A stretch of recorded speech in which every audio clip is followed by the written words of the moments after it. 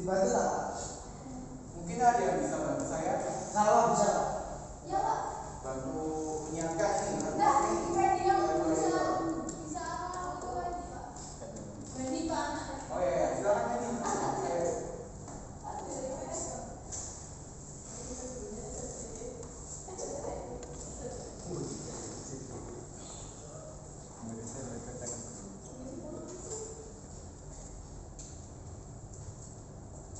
Ini ditanya di mana?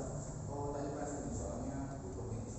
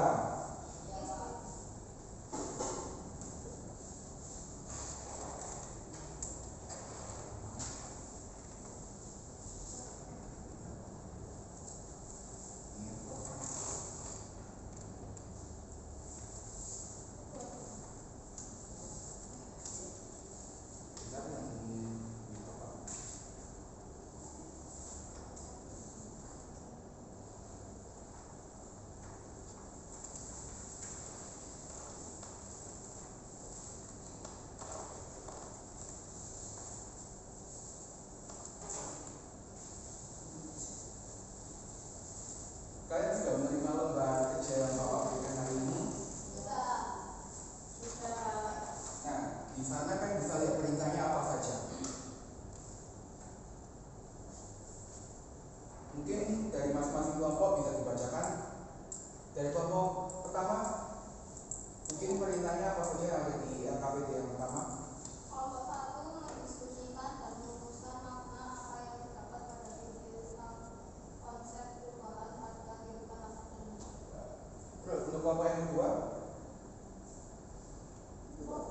Merumuskan apa yang tersebut dari kalian bahasa itu. nah, Perubahan yang berlanjutan. hubungannya LKPD dengan apa yang Bapak sampaikan pada hari ini itu memiliki keterkaitan yang satu sama lain, yaitu di mana kalian akan berusaha untuk menganalisis serta mengamati bagaimana proses dari keberlanjutan, yaitu konsep keberlanjutan dalam perubahan dalam sejarah itu sendiri. Nah, di sini mungkin teman-teman udah, anak-anak mungkin ada yang pernah mendengar mengenai konsep perubahan dan keberlanjutan dalam sejarah. Sebelum Bapak lanjutkan untuk ke slide berikutnya. Baik, ya mungkin Bapak jelaskan aja konsep perubahan. Nah, perubahan sendiri ini jika dilihat dari beberapa aspek, bisa dilihat kehidupan yang terus bergerak seiring dengan berjalannya kehidupan antara masyarakat, dan juga ada beberapa teori mengenai tentang konsep perubahan itu sendiri. Yang pertama yaitu oleh Heraklitus yang mengatakan bahwa panera artinya tidak ada yang tidak berubah atau semuanya mengalir atau akan berjalan sejalan dengan waktu itu sendiri. Dan kemudian menurut dengan Weeder dan dia menuliskan dalam salah satu bukunya yaitu History It's a Continuous and Change, yaitu yang artinya sejarah adalah peristiwa dan juga yang berkesinambungan dan juga perubahan. Untuk makna dari perubahan sendiri secara general atau umum bisa dilihat pada slide ini ya. Mungkin teman-teman tidak, mungkin dari anak-anak tidak lihatnya dengan jelas, Bapak bantu ambil intinya saja, yaitu ketidaksamaan suatu keadaan dengan keadaan lain dari waktu ke waktu ataupun dari suatu bentuk atau dari bentuk yang satu ke bentuk yang lainnya. Nah, contohnya yaitu adalah perubahan dari masa kolonial hingga ke masa kemerdekaan itu sendiri. Nah, juga ada contoh lain yang lebih simpel untuk mengenai pembelajaran berikutnya pada materinya, yaitu perubahan dari kita di era setelah proklamasi itu era Orde Lama hingga menuju ke Orde Baru itu sendiri. Nah, peristiwa sejarah ini berubah dan berganti secara terus-menerus itu berkaitan dengan kehidupan kita sehari-hari. Contohnya saja, ketika kita masih bayi, mungkin ada yang teman-teman di sini tinggalnya di kota, tapi akhirnya memutuskan untuk pindah navigasi ke daerah kota, atau mungkin sebaliknya. Mungkin di sini ada temannya seperti itu. Wendy dulu katanya di desa sekarang di kota. Nah, Wendy gimana? Menurut kamu perubahan yang terjadi ketika kamu berpindah dari awalnya tinggal di kota, misalnya berpindah ke desa, atau mungkin kamu sebaliknya, kamu mungkin bisa menceritakan ke depan apa perubahan yang kamu alami. Kan itu salah satu dari konsep perubahan itu sendiri. Sebelum Bapak lanjutkan lebih lanjut mengenai konsep perubahan dalam sejarah, mungkin Wendy silakan jelaskan sama teman-temannya. Ya, saya dulu berasal dari daerah Payakumbuh. Mana ya? Payakumbuh. Oh, Sumatera. Nah, itu jauh banget pelosok desa. Saya kan kakek saya itu anggota aktif angkatan Pak. Angkatan mana Wendy? Angkatan laut? Angkatan darat Pak. Sekarang ditaruh di garnison. Berarti hari ini Kak, kamu tinggal sampai sekarang ini tinggalnya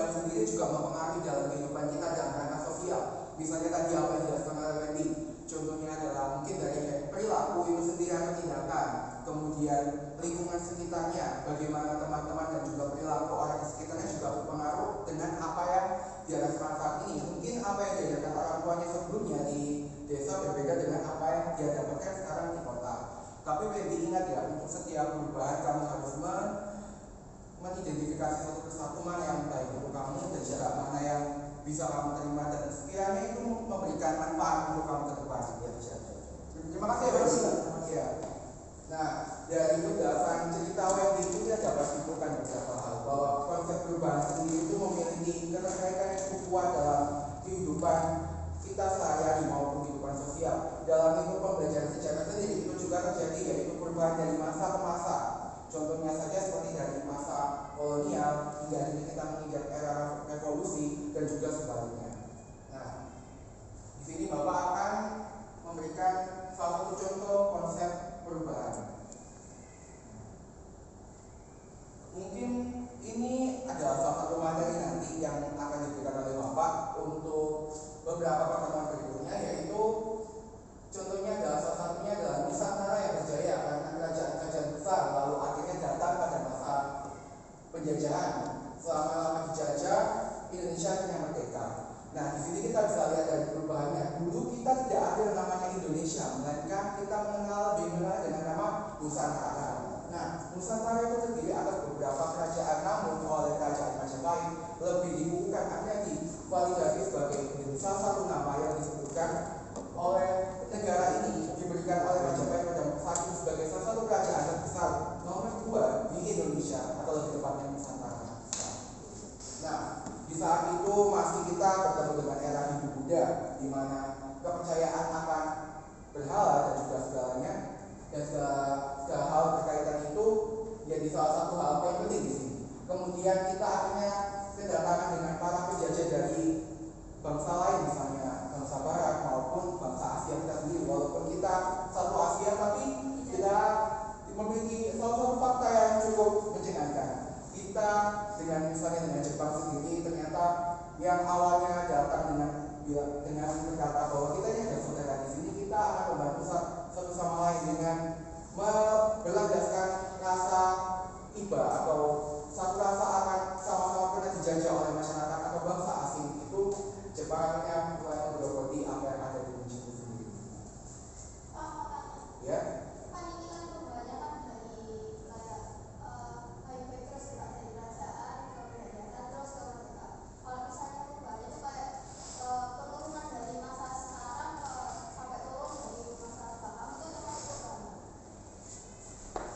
Untuk konsep perubahan yang kamu maksud gimana? Pengertian kita nanti kembali ke pengertian dari perubahan itu sendiri dari masa ke masa. Mungkin yang kamu maksud apa? Bila misalnya dari masa yang ini kita dapatkan poinnya itu lebih buruk, atau mungkin yang dari sebelumnya itu kita lebih baik dan akhirnya menjadi lebih baik. Nah, konsep tersebut itu juga sama seperti dengan apa yang terjadi di era Orde Lama dan juga Orde Baru itu.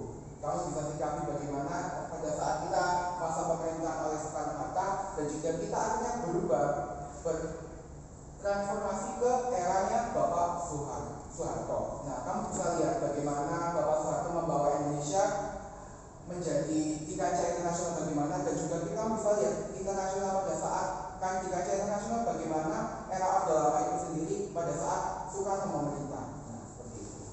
Jelas bahwa mungkin Bapak lanjutkan ya. Di sini kan kita udah dapat nih beberapa contoh. Mungkin dari teman-teman sekarang saya mau bertanya, ada yang bisa memberikan contoh lain nggak selain contoh yang Bapak berikan saat ini mengenai konsep perubahan, sebelum Bapak lanjut ke beberapa faktor dan juga contoh lainnya? Nah, waktu kayak gini itu kebiasaan anak-anak itu nunggu alasan itu. Nah, ini itu Pak, konsep tilang budayakan untuk menggunakan sopan santun, yaitu angkat tangan dan berjauh sebutkan nama. Ya Wendy? Ya. Itu Pak, konsep tilang. Gimana? Konsep tilang. Konsep tilang. Gimana? Dijelaskan konsep tilang itu bagaimana? Kalau di tilang itu kita ketemu polisinya langsung. Nah, kalau zaman sekarang kita ketemu polisi tiba-tiba surat datang ke rumah surat tilang.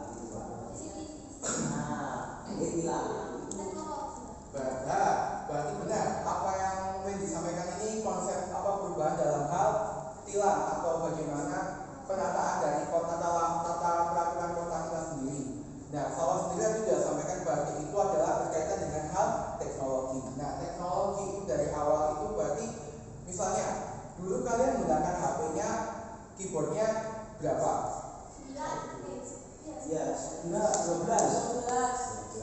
Terus lanjut sekarang keyboard HP kalian ada apa tidak? Nah, Ada tuh virtual. oh gitu. Kayak doi lah. Oh, wah kamu itu masih kelas 1 udah mau ke sekolah dulu. Nah, dari konsep perubahan dalam hal teknologi itu dapat kita simpulkan kan, teknologi itu berubah dan juga berkembang dari masa ke masa. Semakin maju teknologi maka semakin berada kemampuan dari manusia itu sendiri. Nah, selanjutnya kita akan konsep keberlanjutan. Oh, mohon maaf sebelumnya, kelihatannya kita masuk ke faktor dulu. Bapak salah faktor. Nah, di sini kita akan mempelajari mengenai faktor yang mempengaruhi terjadinya perubahan itu sendiri. Nah, jika dilihat dari faktor itu akan dibagi menjadi dua. Ada faktor internal atau faktor dalam dan juga ada faktor eksternal atau faktor luar itu sendiri. Salah satu contohnya yaitu adalah faktor internal, yaitu perubahan jumlah penduduk, kemudian penemuan baru dan juga konflik dalam masyarakat. Nah, yang tadi dijelaskan itu dan juga saya sampaikan, penemuan baru termasuk dalam hal teknologi itu contohnya. Nah, untuk perubahan jumlah penduduk, coba kalian lihat bandingkan kota Surabaya saat ini dengan kota Surabaya pada tahun 2010. Indeks masyarakat di kota Surabaya yang dikenal dengan kota metropolitan atau salah satu kota terbesar di Pulau Jawa, yang menyebabkan banyaknya penduduk yang awalnya tinggal di desa akhirnya merantau mencari pekerjaan dengan niat hati, siapa tahu kita bisa memperbaiki krisis ekonomi yang ada di desa, atau mungkin ingin jadi lebih sukses karena menurut mereka di desa mungkin perekonomiannya masih belum semaju apa yang ada di kota. Nah, seperti itu. Untuk konflik dalam masyarakat, mungkin teman mahasiswa mohon maaf, siswa-siswa di sini bisa melihat konflik dalam masyarakat itu seperti apa contohnya? Tawuran antar sekolah. Kamu ya pernah ya waktu SMP ya? Oh ya.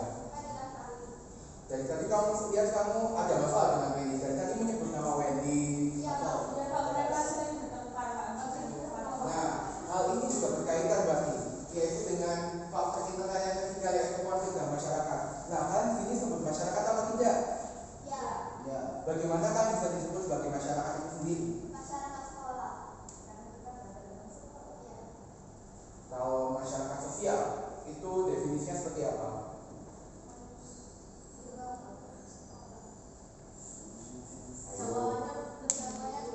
Iya, Pak. Kalau sendiri, Pak. Nah, di sini berarti konflik itu sendiri dalam masyarakat tergantung bagaimana jangkauannya kan. Berarti misalnya kalian terjadi konflik apa antar sekolah, misalnya sawah dengan ini kan SMA Negeri 2 Surabaya dengan SMA Negeri 5 Surabaya. Nah, itu terjadi konflik antar sekolah yang menyebabkan kerugian mungkin dari siswanya maupun dari instansi itu sendiri. Nah, mungkin yang dijelaskan sama Reta disebut apa, bisa disebutkan salah satu contoh dari konflik masyarakat. Nah, itu sendiri dengan jangkauan yang cukup luas kan. Nah, salah satu contoh konfliknya Konflik antara suku Madura sama suku Sampaya yang pernah terjadi. Itu termasuk salah satu konflik dalam masyarakat dengan pembagiannya atau konsepnya itu sendiri dibagi dalam antar suku atau orang. Dan itu termasuk dalam masyarakat karena pembagian dari masyarakat itu sendiri ya. Bagus. Itu Madura ya, Pak. Madura ya. Ini sakit kan. Nah, Wendy. Ini salah satu poin yang baik. Nah, itu salah satu contoh sikap yang tidak baik. Bagaimana Bapak yang tidak baik? Nah, kamu itu mencerminkan apa, tidak mencerminkan Pancasila sama sekali di sini. Nah, benar sekali. Saya baca, Pak. Nanti kamu ke jalan KPD hari ini dikumpulkan. Ya. Oke, kita lanjut ke faktor eksternal atau faktor luar dari penyebab adanya perubahan. Yang pertama, perubahan lingkungan fisik. Seperti apa diceritakan Wendy? Mungkin teman-teman sudah paham kan? Perubahan lingkungan fisik, misalnya dari Wendy yang awalnya kaget melihat, wah, kota-kota ini ternyata banyak gedung tinggi. Ternyata saya bisa naik lift, saya bisa naik yang ada di elevator dan segala teman-teman. Nah, kemudian ada pengaruh kebudayaan asing. Di sini siapa yang suka K-pop? Di sini siapa yang suka bangsa barat? Misal budaya barat? Di sini siapa? Nah, coba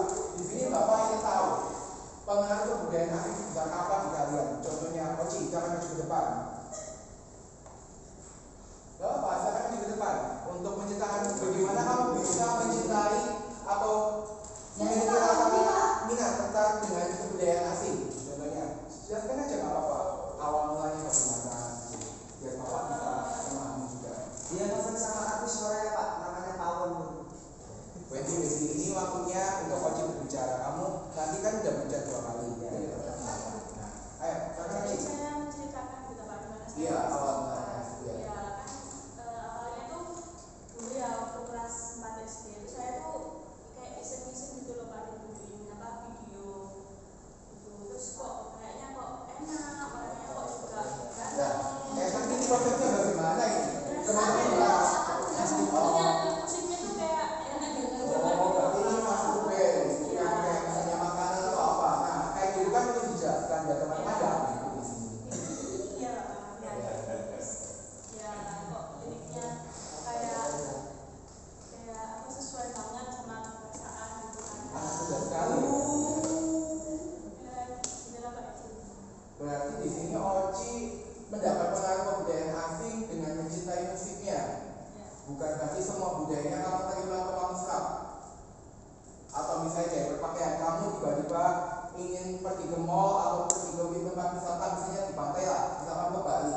Kamu akhirnya cinta terhadap budaya asing tersebut akhirnya saya pakai bikinian gitu. Wendy, ayo kondisikan teman-teman.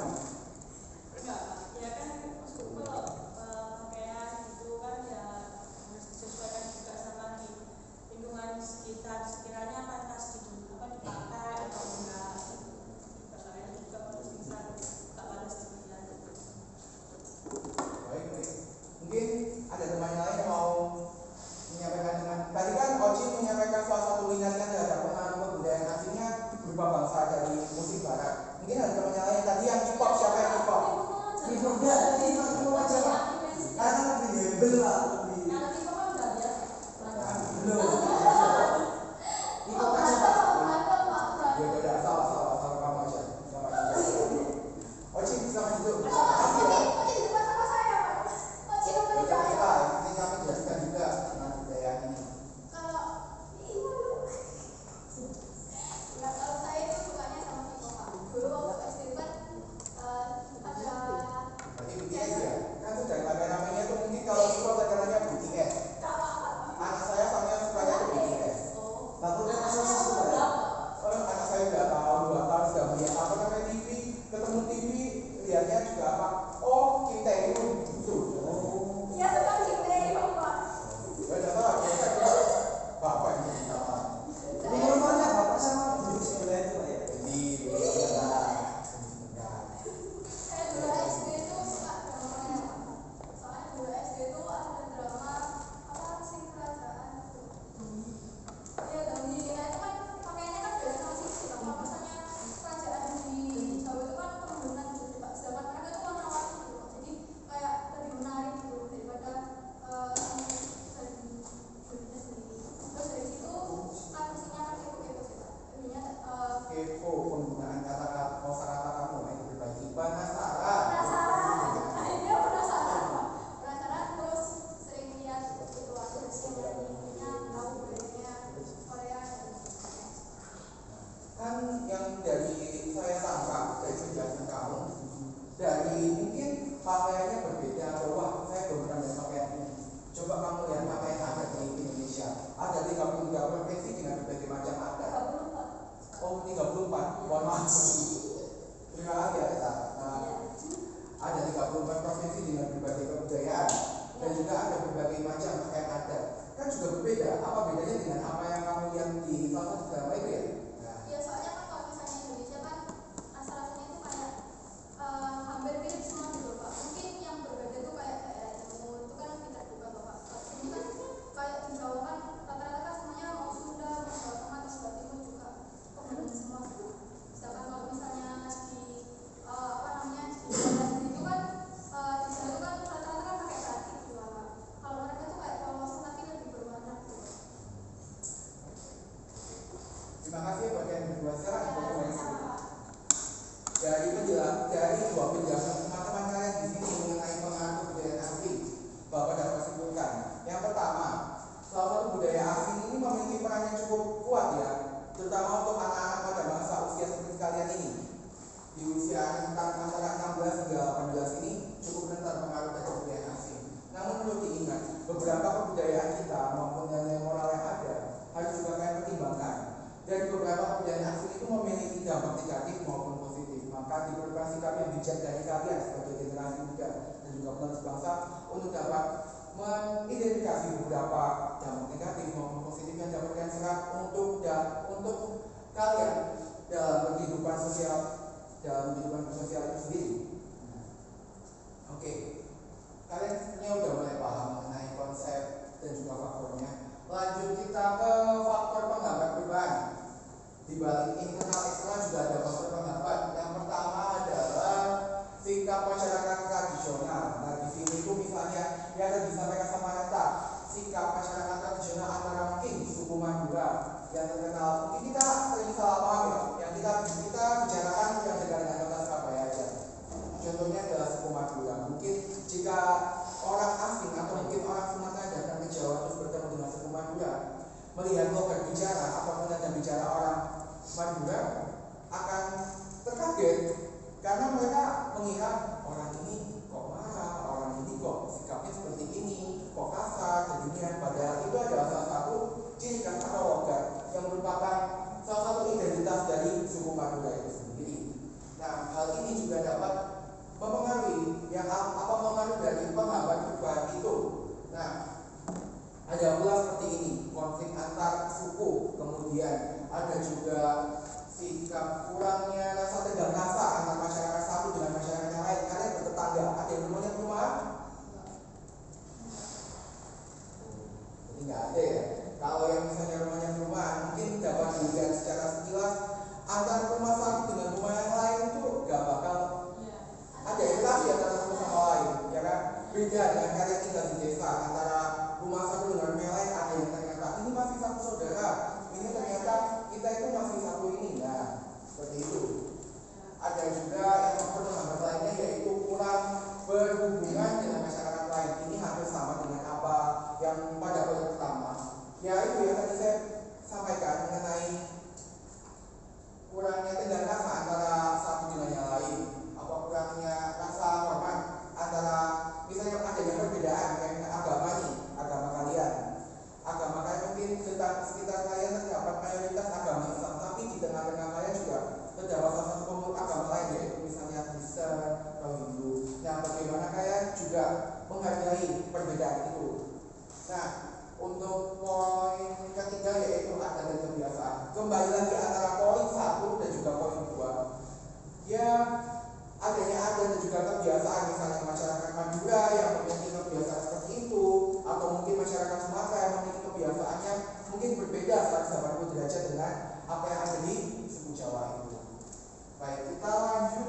Ini benar-benar melelahkan ya. Kita punya waktu kurang istirahat Pak.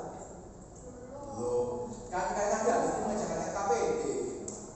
Apa? Bentar. Oke, kita berlanjut ke konsep keberlanjutan. Tadi kita sudah menjelaskan atau menelaah jauh mengenai konsep perubahan. Kita akan lanjut ke keberlanjutan sendiri. Nah, keberlanjutan dalam sejarah itu ketika kita mempelajari apa sejarah, mata pelajaran sejarah. Di sejarah sendiri kan terdiri atas beberapa rangkaian peristiwa. Nah, peristiwa yang ada itu peristiwa yang berkelanjutan antara peristiwa satu dengan peristiwa lainnya. Maka adanya keterkaitan antara peristiwa satu dengan peristiwa yang lainnya merupakan salah satu bentuk dari konsep keberlanjutan itu sendiri. Nah, kehidupan manusia saat ini itu merupakan mata rantai dari kehidupan kita, dari masa lampau, masa sekarang, dan juga masa yang akan datang.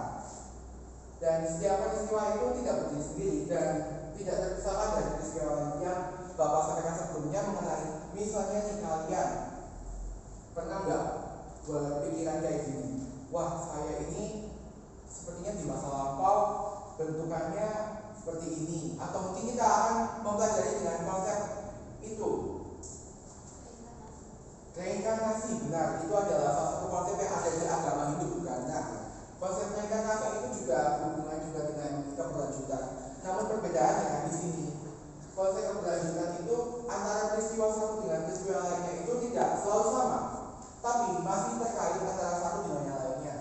Nah, jika kita jelaskan secara umum penjelasan mengenai konsep keberlanjutan yaitu yang berkaitan dengan perkembangan, yaitu bisa dibilang seperti perwujudan dari suatu proses perkembangan aspek kehidupan masyarakat yang terus berlanjut meskipun situasi dan juga kondisi yang terus berubah. Oke, kita lanjut untuk slide selanjutnya. Nah, di sini kita langsung ke contoh konsep keberlanjutan. Yang pertama adalah dari masa punya kerajaan Nusantara berlanjut pada masa penjajahan. Untuk gambar poin pertama itu ini, contoh yang ini kita bisa lihat kan masih menggunakan perahu, sungai masih tampak, masih bisa digunakan sebagai salah satu alat transportasi di sini, dan juga masih dilihat masyarakat berdagang masih menggunakan sampan di sini, dan juga proses pertama transaksi dagang terlihat juga melalui perairan ini. Maka untuk poin contoh selanjutnya yaitu dari terbentuknya organisasi pertama di Indonesia, lalu berlanjut dengan munculnya organisasi lainnya. Mungkin di sini anak-anak yang tahu nggak ini organisasi apa? Dibiasakan untuk mengajukan tangan, sebut nama, ya Ci. Kamu kok bisa tahu ini organisasi Budi Utomo?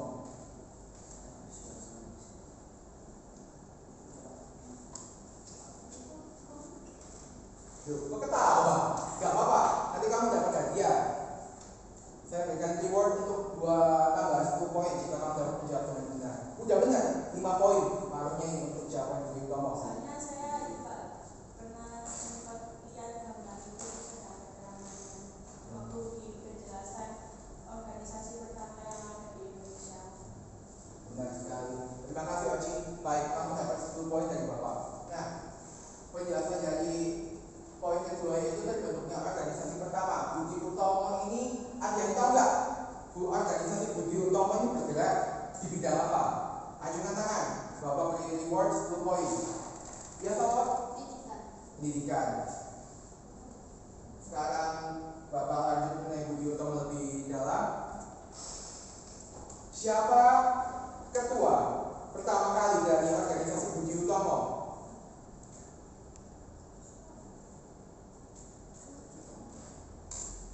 Ayo. Dari 33 murid ini masa yang aktif cuma ada 4 saja tadi saya Pak perhatikan.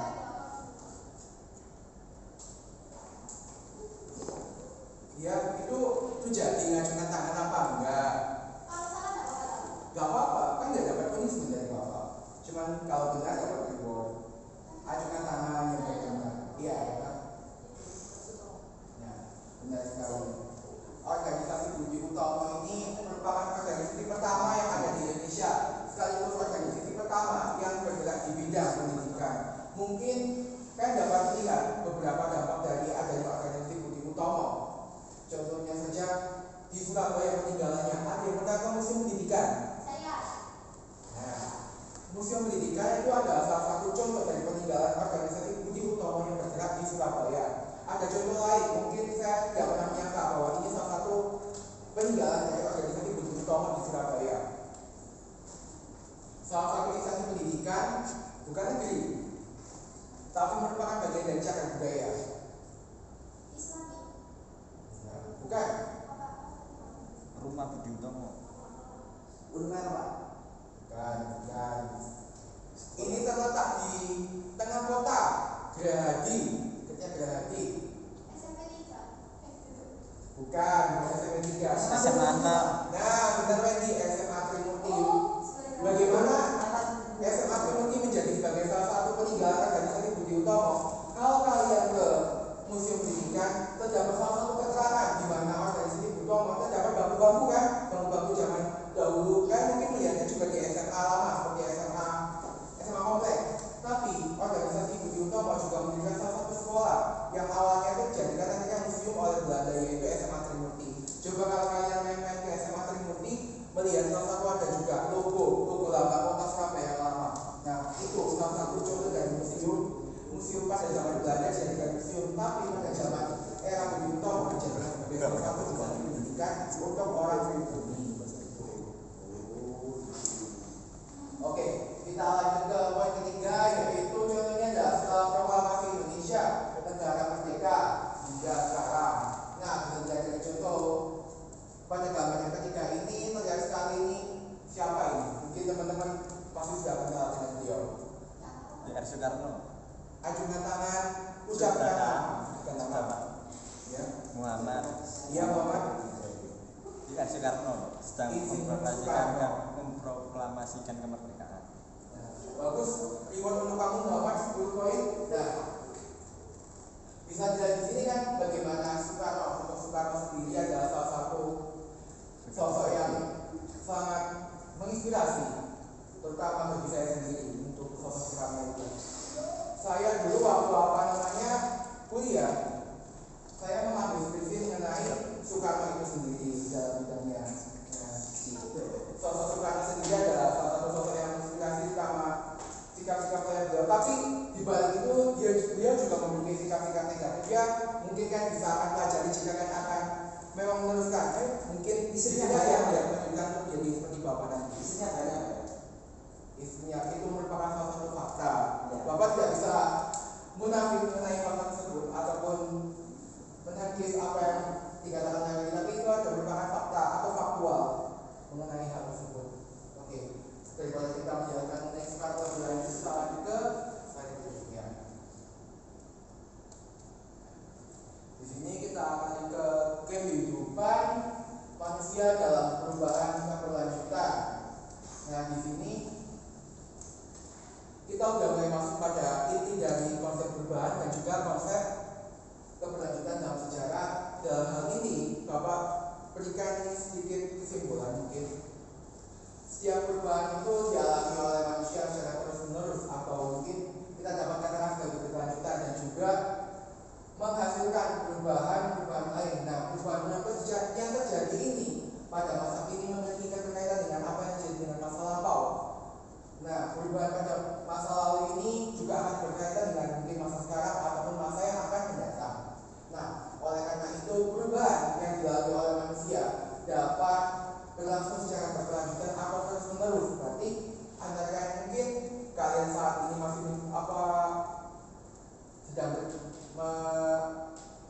sedang bisa dikatakan apa ya, untuk kalangan terpelajar ini, untuk masih dalam proses pembelajaran, mungkin masih belajar dalam hal apa seperti 12 tahun wajib belajar kan, mungkin setelah itu kalian mau kuliah, kalian mau kerja, itu kembali lagi ke kalian. Itu masih memiliki keterkaitan dengan apa yang kalian lakukan sebelumnya di masa lampau.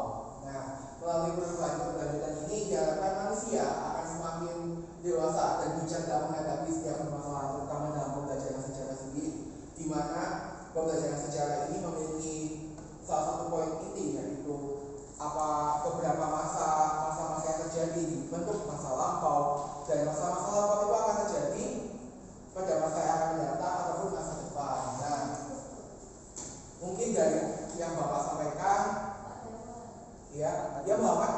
Pak, kan katanya nanti segala sesuatu itu terjadi perubahan. Nah, apakah ada sesuatu yang tidak ada perubahan? Ada sesuatu yang tidak ada perubahan. Ya, yang dijelaskan aja. Nah, tidak ada pertanyaan kamu, kita kembali lagi ke konsep di mana itu perubahan itu sendiri. Coba Bapak tanya sekarang, konsep perubahan tadi yang Bapak sebutkan apa? Yang dapat kamu simpulkan? Secara manusia mengalami perubahan, Pak. Gimana? Coba kamu jelaskan lagi. Kalau kamu mengambil poin intinya, Bapak minta kamu jelaskan di sini poin dari konsep perubahan itu sendiri secara rinci, terperinci. Kan kamu tadi tanya mengenai segala sesuatu yang tidak terjadi atau yang tidak mengalami perubahan. Nah, kalau kamu sudah memahami dari arti pengertian dari konsep perubahan, maka kamu sepertinya sudah dapat menjawab pertanyaan apa yang kamu tanyakan sebelumnya itu ke Bapak. Bagaimana? Jadi yang tadi Bapak jelaskan kan manusia mengalami perubahan, begitu pun juga dengan sejarah. Nah, setahu saya cuman itu yang terjadi perubahan. Apakah ada sesuatu yang tidak terjadi perubahan, tidak mengalami perubahan? Nah, mungkin kalau dari konsep apa yang Muhammad dan tadi sampaikan sebelumnya, nah, konsep perubahan apakah berpengaruh pada beberapa hal? Mungkin yang Dana sampaikan tadi, Muhammad dan Dana sampaikan mengenai perubahan yang terjadi kecuali dari sejarah maupun pelakon dari atau pelaku sejarah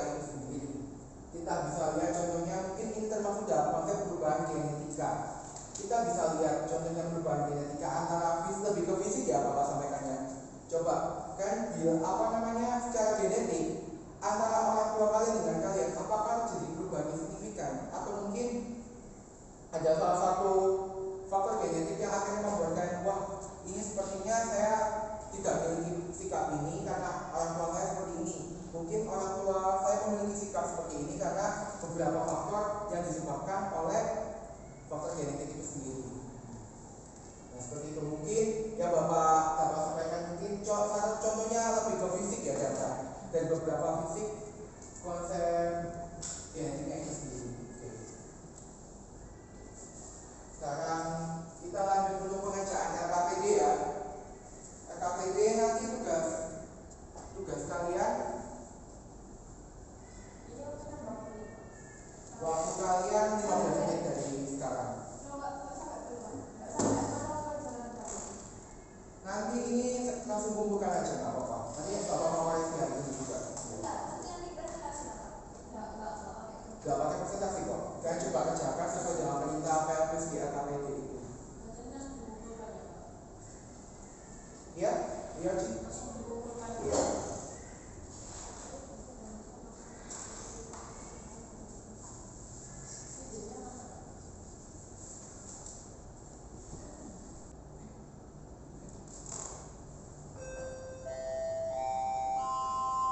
Waduh, anak-anak waktu pembelajaran kan sudah habis.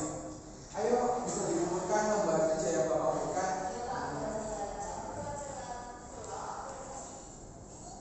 Setelah ini kan langsung mata pelajaran apa hari ini? Menggambar Pak Anies dari Yang mana? Seni budaya atau gimana? Sama ya? Ya, mohon maaf ya. Oh baik, terima kasih anak-anak. Semoga apa yang Bapak sampaikan pada hari ini, materi kali ini dapat bermanfaat untuk kalian. Dan sampai jumpa di pertemuan lainnya, pertemuan berikutnya dengan materi yang baru dan lebih fresh lagi. Semoga kalian mendapatkan manfaat dari apa yang Bapak jelaskan hari ini. Dan tadi lembar kerjanya untuk nilai nanti akan Bapak sampaikan di grup WhatsApp ya. Baik, terima kasih anak-anak. Bapak pergi dulu. Wassalamualaikum.